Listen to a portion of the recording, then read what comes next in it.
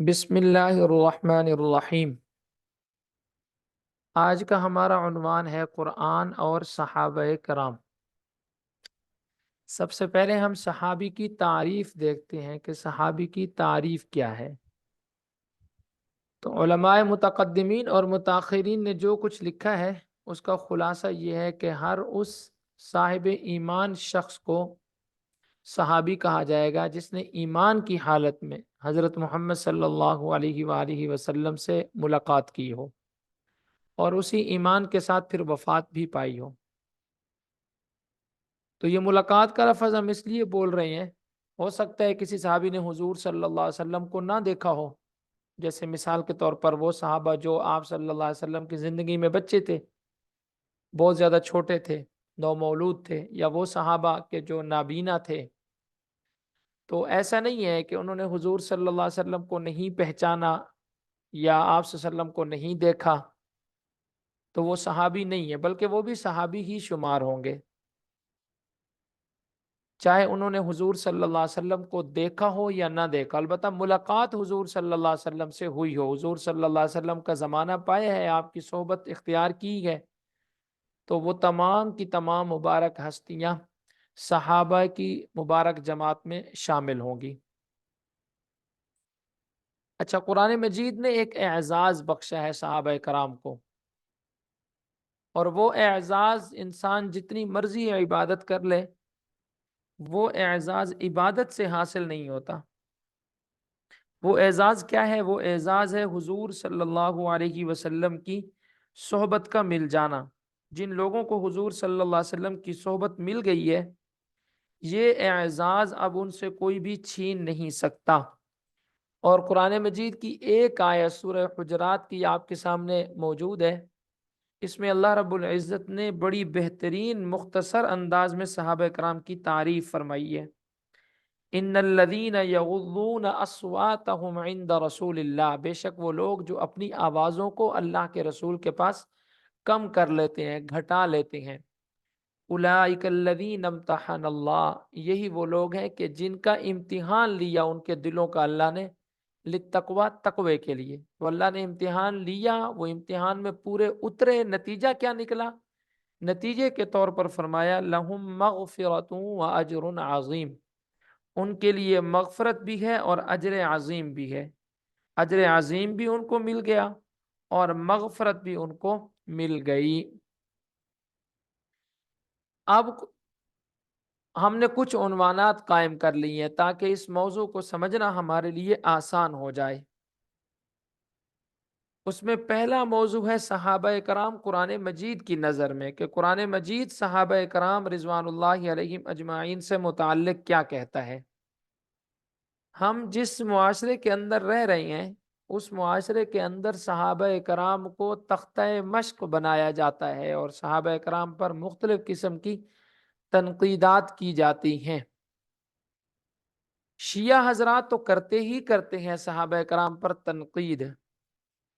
شیعوں کے علاوہ دوسرے لوگ بھی جو بظاہر اہل سنت والجماعت میں شمار ہوتے ہیں، وہ بھی صحابہ کرام رضوان اللہ علیہم اجمعین پر طعن و تشنیع کرتے ہیں اور تنقید کرتے ہیں۔ تو قرآن مجید چونکہ تمام کے تمام مسلمانوں کے لیے ایک مقدس کتاب ہے، اس میں کسی فرقے سے کوئی فرق نہیں پڑتا، ہر فرقہ قرآن مجید کو ایک تقدیس اور تقدس کی نگاہ سے دیکھتا ہے۔ تو قرآن مجید صحابہ کرام رضوان اللہ علیہم اجمعین کے بارے میں کیا کہتا ہے، ہم سب سے پہلے اس کو دیکھ لیتے ہیں۔ سب سے پہلے دیکھیں صحابہ کرام رضی اللہ عنہم ورضوا عنہ کا ایمان اور ان کا جو تقویٰ تھا، وہ لوگوں کے لیے ایمان اور ہدایت کا معیار اور کسوٹی بنا ہے قرآن مجید کی نظر میں، کہ جو لوگ اللہ کے نبی صلی اللہ علیہ وسلم کو دیکھ کر ان پر ایمان لے آئے ہیں، اب یہ دوسروں کے لیے معیار حق ہیں۔ دوسرے لوگوں کا ایمان تب ہی قابل قبول ہوگا کہ جب وہ صحابہ کرام کی طرح ایمان لے آئیں گے۔ اس پر ویسے تو بہت ساری آیات ہیں، لیکن ایک آیت میں آپ کے سامنے پیش کر دیتا ہوں۔ وَإِذَا قِيلَ لَهُمْ آمِنُوا، جب ان منافقوں سے کہا جاتا ہے کہ ایمان لاؤ، یہ منافقین کی بات ہو رہی ہے۔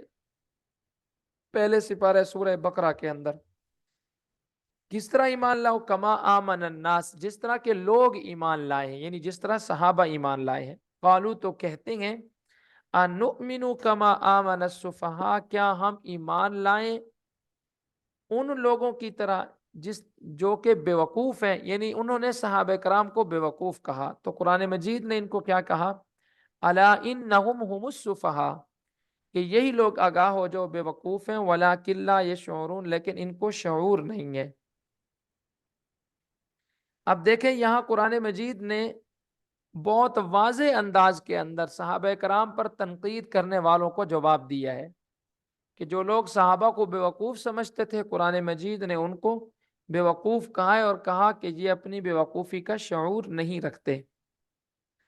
اسی طرح اللہ تعالیٰ نے سورہ بقرہ کی آیت نمبر 137 کے اندر صحابہ کرام رضی اللہ عنہم سے خطاب کرتے ہوئے یہود و نصارہ اور مشرکین کے بارے میں فرمایا، فَإِنْ آمَنُوا، بس اگر یہ لوگ ایمان لائیں، کون؟ یہود و نصارہ مشرکین، یہ ایمان لائیں۔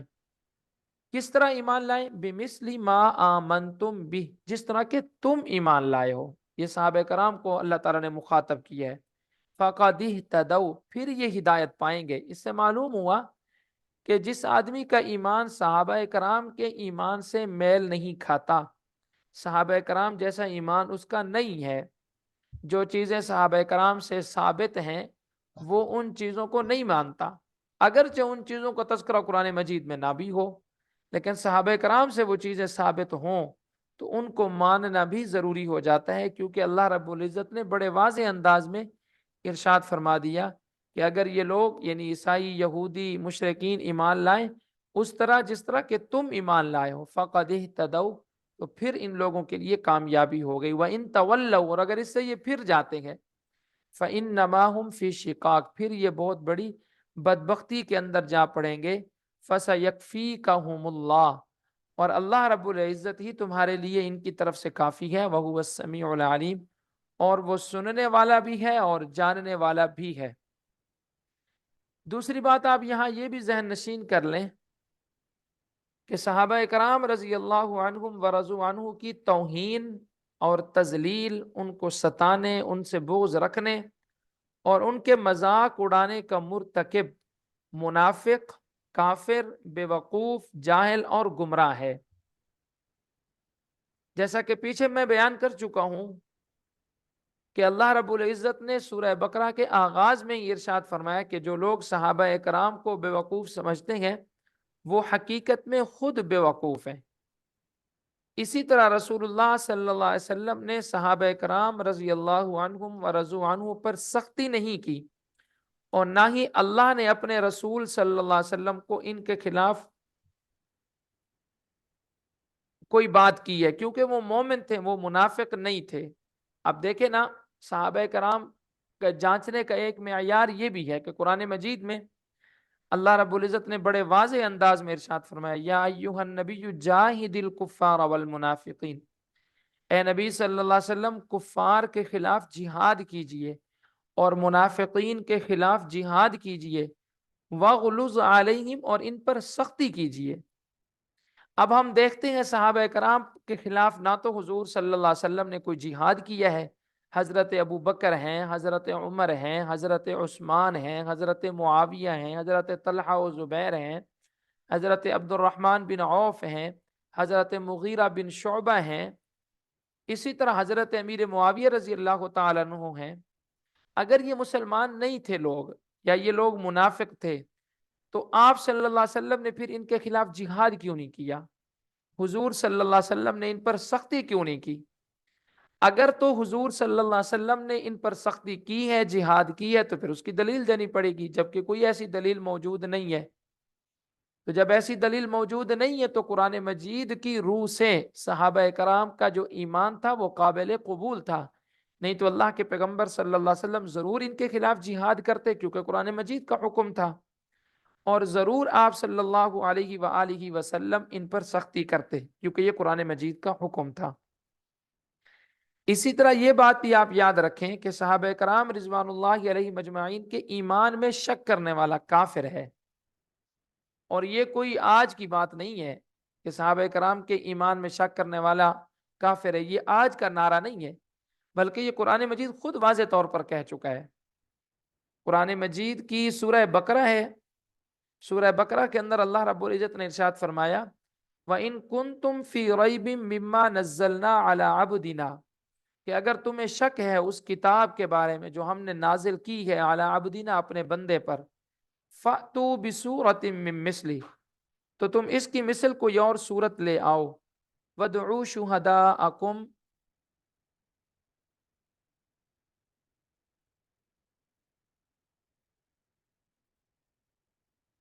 وَادْعُوا شُهَدَاءَكُمْ، اور تم بلا لو اپنے گواہوں کو، من دون اللہ، اللہ کے علاوہ، ان کنتم صادقین، اگر تم سچے ہو، فَإِن لَّمْ تَفْعَلُوا وَلَن تَفْعَلُوا، اور اگر تم نے ایسا نہ کیا اور ہرگز تم ایسا کر بھی نہیں سکتے، فَاتَّقُوا النَّارَ الَّتِي وَقُودُهَا النَّاسُ وَالْحِجَارَةُ، تو اس آگ سے ڈرو جس کا ایندھن انسان اور پتھر ہیں، جو کافروں کے لیے تیار کی گئی ہے۔ ان دونوں آیتوں سے قرآن کریم کی حقانیت و صداقت معلوم ہوئی، کیونکہ کفار و مشرکین قرآن کریم اور رسالت محمدیہ صلی اللہ علیہ وسلم کے منکرین قرآن کریم جیسی ایک صورت بنا کر نہ لا سکے، بڑی صورت تو کیا، اس جیسی چھوٹی صورت بھی بنا کر نہ لا سکے۔ قرآن کریم جیسی 114 صورتیں تو کیا بنا کر لاتے۔ قرآن کریم کی حقانیت و صداقت رسالت محمدیہ صلی اللہ علیہ وسلم کی حقانیت و صداقت ہے، کیونکہ اللہ تعالیٰ نے قرآن کریم کو محمد الرسول اللہ پر اتارا ہے، اور قرآن کریم میں صحابہ کرام رضی اللہ علیہم اجمعین کے ایمان کا ذکر بہت سے مقامات پر موجود ہے۔ اب اگر کوئی شخص صحابہ کرام کے ایمان کو نہیں مانتا اور وہ کہتا ہے کہ میں قرآن مجید کو مانتا ہوں، تو پھر مطلب یہ ہوا کہ کہنے کو تو وہ کہہ رہے کہ میں قرآن مجید کو مانتا ہوں، لیکن حقیقت میں وہ قرآن مجید کو ماننے والا نہیں ہے، کیونکہ اسی قرآن مجید کے اندر اللہ رب العزت نے صحابہ کرام رضوان اللہ علیہم اجمعین کے ایمان کا بھی تذکرہ فرمایا ہے۔ اسی طرح نمبر 2 میں دیکھیں صحابہ کرام اور پر خطر حالات، ہم دیکھتے ہیں کہ بدر کا کتنا سخت معرکہ تھا۔ اب اہل تشیع شیعوں کے نزدیک صرف 6 یا 4 صحابہ کرام کا ایمان قابل قبول ہے، اس میں حضرت علی رضی اللہ تعالیٰ عنہ ہے، حضرت ابو ذر غفاری رضی اللہ تعالیٰ عنہ ہے، حضرت سلمان فارسی رضی اللہ تعالیٰ عنہ ہے۔ تو یہ 3 مشہور صحابہ ہیں جن کے ایمان کو شیعہ بھی مانتے ہیں، اور اکثر صحابہ کرام کے ایمان کو شیعہ نہیں مانتے، یعنی 313 کی تعداد کو وہ نہیں مانتے۔ لیکن ہم ان پرخطر حالات میں دیکھتے ہیں بدر ہے، احد ہے، غزوہ حنین ہے، تبوک ہے، ان تمام کے تمام پرخطر حالات میں ہم ان تمام صحابہ کو دیکھتے ہیں کہ وہ اللہ کے رسول صلی اللہ علیہ وآلہ وسلم کے ساتھ ہیں۔ تو جب وہ اللہ کے رسول صلی اللہ علیہ وسلم کے ساتھ ہیں تو اس سے معلوم یہ ہوا کہ یہ لوگ ایمان والے تھے، اس لیے تو ان پرخطر حالات میں انہوں نے جناب نبی کریم صلی اللہ علیہ وآلہ وسلم کا ساتھ دیا۔ اچھا، جن جنگوں کا میں نے نام لیا ہے یہ کوئی تاریخی جنگیں نہیں ہیں، بلکہ یہ قرآنی جنگیں ہیں، قرآن مجید میں ان کا تذکرہ موجود ہے۔ غزوہ بدر کا تذکرہ موجود ہے 4 سپارے میں، غزوہ احد کا موجود ہے، اسی طرح 9 سپارے میں موجود ہے، 10 سپارے کے اندر غزوہ تبوک اور غزوہ حنین کا تذکرہ موجود ہے۔ تو ان تمام قرآن مجید میں یہ چیزیں موجود ہیں، قرآن مجید کی آیات سے متعلق واضح طور پر اللہ رب العزت نے غزوہ بدر کا تذکرہ فرمایا ہے، غزوہ احد کا تذکرہ فرمایا ہے، حنین و تبوک کا تذکرہ فرمایا ہے۔ تو یہ رسول اللہ صلی اللہ علیہ وسلم کے ساتھی تھے اور آپ صلی اللہ علیہ وسلم کے مددگار تھے، جیسا کہ دیکھیں سورہ تحریم کے اندر اللہ رب العزت نے ارشاد فرمایا ان اللہ هو مولاہ وجبریل وصالح المؤمنین، کہ پیغمبر صلی اللہ علیہ وسلم کے مددگار اللہ ہیں، حضرت جبریل ہیں اور صحابہ کرام ہیں۔ تو جب صحابہ کرام ان اللہ و مولاہ و جبریل و صالح المؤمنین، یہاں اللہ رب العزت نے صرف مومن نہیں کہا صحابہ کرام کو، بلکہ صالح المؤمنین کہا ہے کہ وہ صالح مؤمنین بھی اللہ کے رسول صلی اللہ علیہ وسلم کے مددگار ہیں۔ تو جب اللہ کا قرآن بطور مددگار کے ان کو حضور صلی اللہ علیہ وسلم کے پیش کرتا ہے اور ان کو صالح مؤمنین کہتا ہے، تو پھر کیسے کہا جا سکتا ہے کہ صحابہ کرام ایمان والے نہیں تھے؟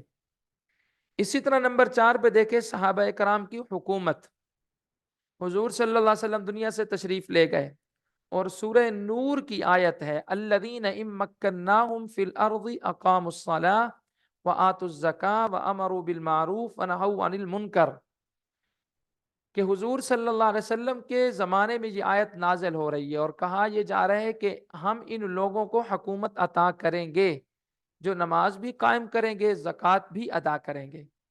اب دیکھیں حضور صلی اللہ علیہ وسلم کے بعد یہ حکومت کن کو ملی ہے؟ صاف ظاہر صحابہ کرام کو ملی ہے۔ حضرت ابوبکر ہیں، حضرت عمر ہیں، حضرت عثمان ہیں، حضرت علی المرتضیٰ رضی اللہ تعالیٰ عنہ ہیں، حضرت حسن ہیں، اسی طرح پھر حضرت امیر معاویہ رضی اللہ تعالیٰ عنہ ہیں۔ اگر یہ لوگ مومن نہیں تھے تو قرآن مجید نے ان سے متعلق یہ پیشین گوئی کیوں کی؟ الذین سورہ نور کے اندر الذین ان مکناہم فی الارض اقاموا الصلاۃ وآتوا الزکاۃ، کہ اگر ان کو حکومت ملے گی تو یہ نماز قائم کریں گے اور زکوٰۃ دیں گے۔ اب زکوٰۃ دینے والے، نماز قائم کرنے والے، برائیوں سے روکنے والے، اچھائیوں کا حکم دینے والے، صاف ظاہر ایسے لوگ مسلمان ہی ہوتے ہیں، ان کے بارے میں کیسے کہا جا سکتا ہے کہ یہ لوگ مومن نہیں تھے؟ اسی طرح نمبر 5 میں ہم چلتے ہیں، صحابہ کی مثال تورات اور انجیل میں۔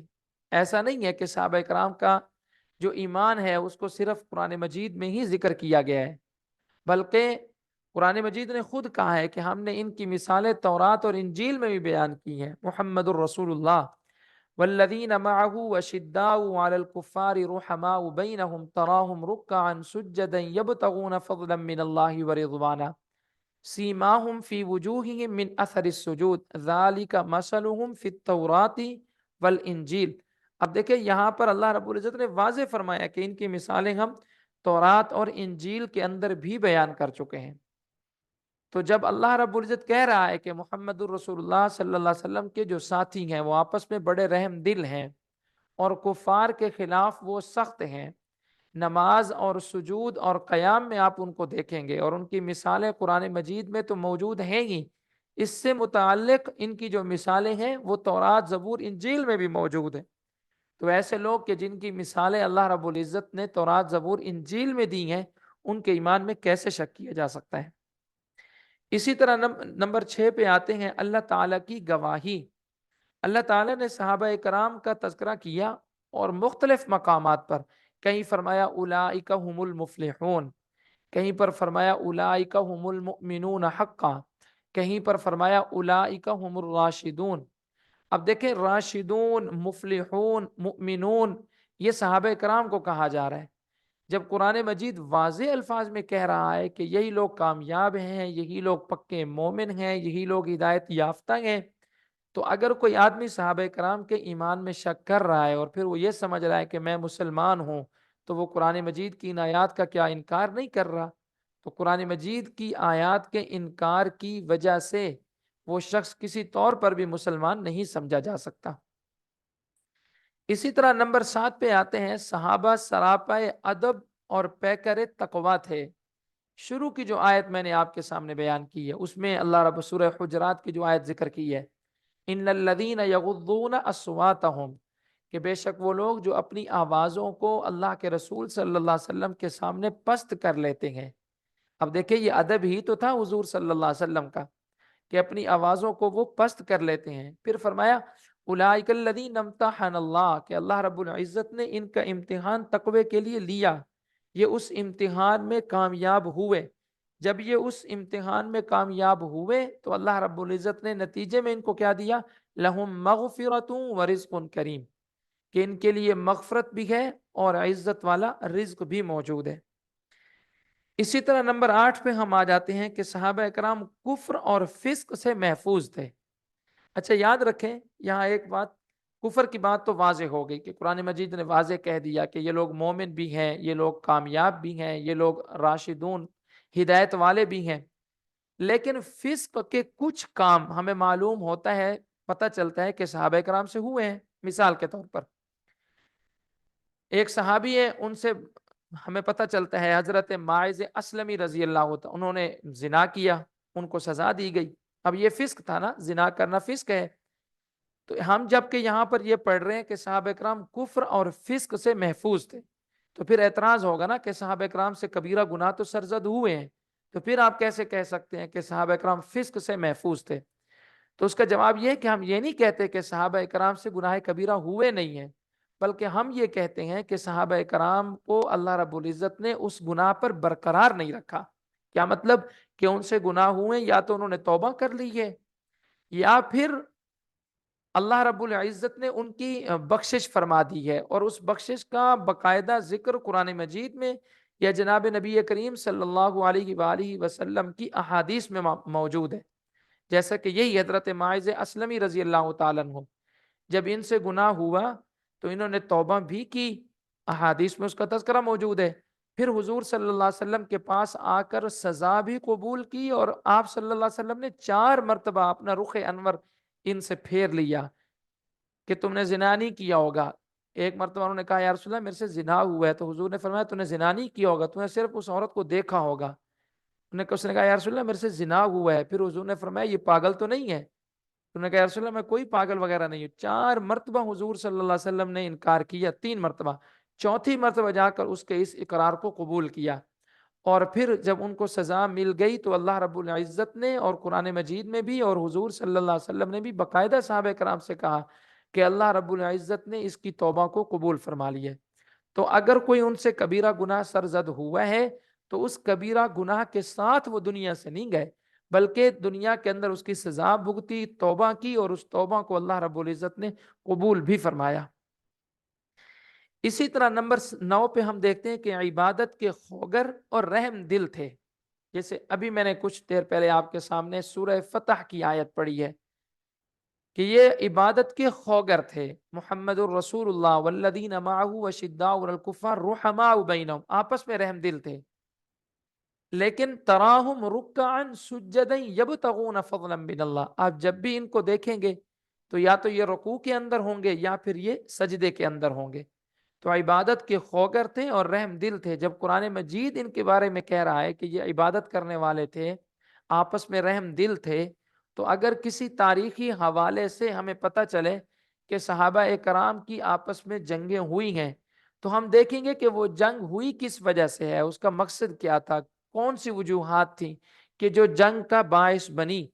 اگر تو وہ وجوہات ایسی ہوں کہ جن میں صحابہ کرام پر کسی قسم کی تنقید نہ کی جا سکتی ہو تو ان وجوہات کو ہمارا عقیدہ یہ ہے کہ قبول کر لیا جائے گا۔ لیکن اگر کوئی ایسی وجوہات ہمارے سامنے آتی ہیں کہ ان وجوہات کو قبول کر لیں تو پھر صحابہ کرام تنقید سے نہیں بچتے، تو ہم ان وجوہات کو پھر چھوڑ دیتے ہیں۔ وہ چھوڑتے کیوں ہیں؟ اس لیے کہ قرآن مجید نے جب ان کے ایمان کو ذکر فرما دیا ہے تو قرآن مجید کی اس گواہی کے بعد صحابہ کرام پر کسی قسم کی تنقید نہیں کی جا سکتی۔ مثال کے طور پر اب حضرت امیر معاویہ رضی اللہ تعالیٰ عنہ، اسی طرح حضرت علی رضی اللہ تعالیٰ عنہ کی جو جنگ ہے وہ بہت مشہور ہے اور اس کو بیان کیا جاتا ہے۔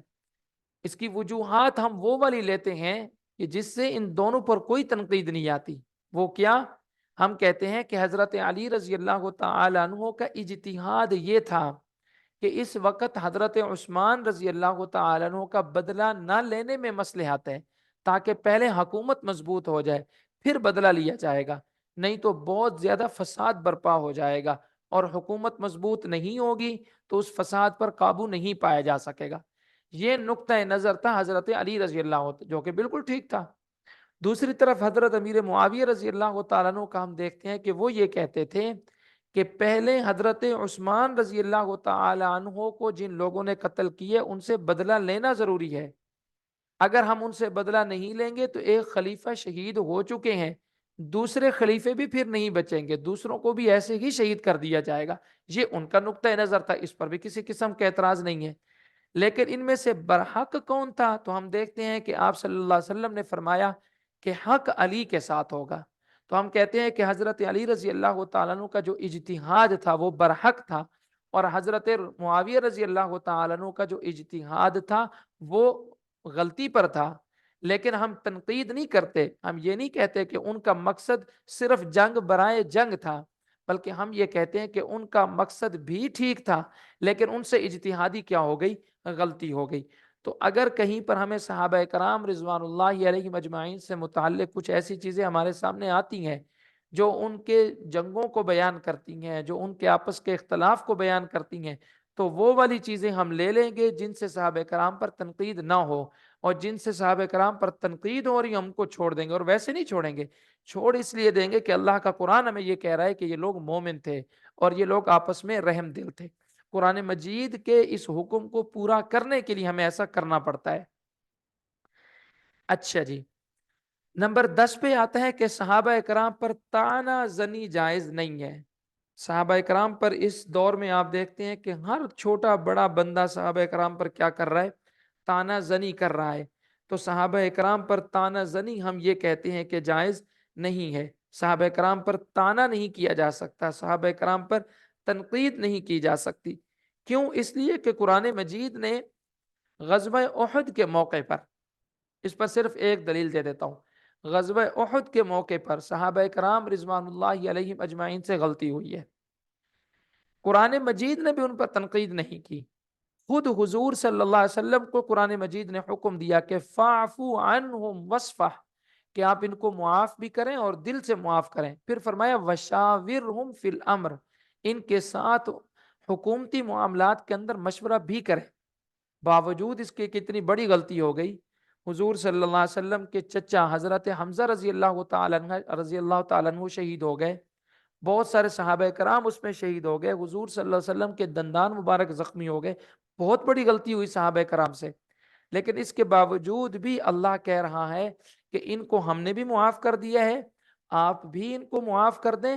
صرف معاف ہی نہ کریں بلکہ وشاورہم فی الامر، حکومتی معاملات کے اندر ان سے مشورہ بھی کریں۔